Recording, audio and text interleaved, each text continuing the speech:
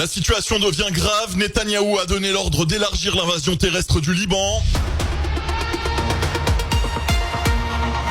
Avant toute chose, je prends juste 30 secondes de votre temps pour vous dire que j'ai sorti une vidéo de 10 minutes sur la plateforme rouge. Elle parle de la création de Fanta lors de l'Allemagne NZI. J'ai vraiment besoin que vous alliez la voir et que vous la commentiez. Ça me soutiendrait énormément parce que l'objectif est de faire grandir ce média et de recruter des équipes pour m'aider. À l'heure actuelle, je suis seul et Claire ne me rapporte pas d'argent pour payer des gens.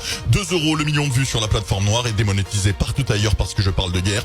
Donc allez me soutenir là-bas. Je vais sortir régulièrement des longs formats. Le lien de la plateforme rouge est épinglé en haut du profil ou sur www.claire.news. Merci d'avance.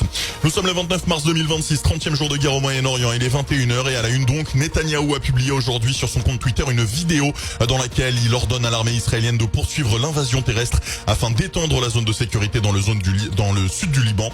Le premier ministre israélien affirme avoir donné instruction d'élargir cette zone afin de, je cite, neutraliser définitivement la menace d'invasion du nord d'Israël par le Hezbollah et d'éloigner de la frontière les tirs de missiles anti-chars. Fin de citation.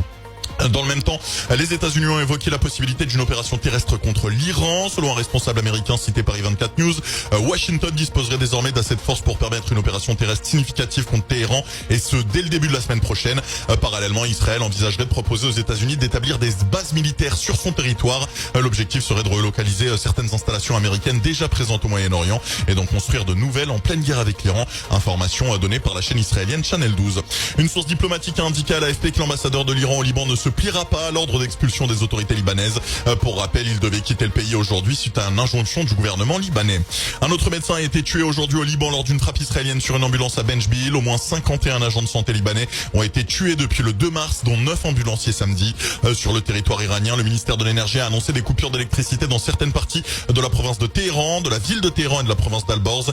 Ces perturbations font suite à des attaques visant des centrales électriques. À noter que le courant revient progressivement dans certaines localités.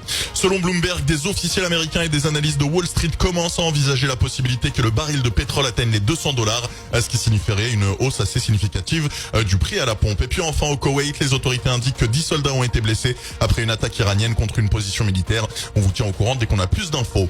Si vous êtes sur la plateforme noire, n'hésitez pas à rejoindre mon compte secours. C'est très important parce que je subis régulièrement des shadow bans. Le compte est affiché juste ici. Et puis pour les autres, allez faire un tour sur le www.claire.news. N'hésitez pas à vous abonner partout. C'est gratuit, ça prend 30 secondes et ça valorise mon travail. Car pour rappel, je n'ai pas d'équipe. Je fais tout absolument tout seul depuis 30 jours non-stop, à dormir 4 heures par nuit et à ne plus sortir de chez moi au détriment de ma vie sociale. Donc merci beaucoup.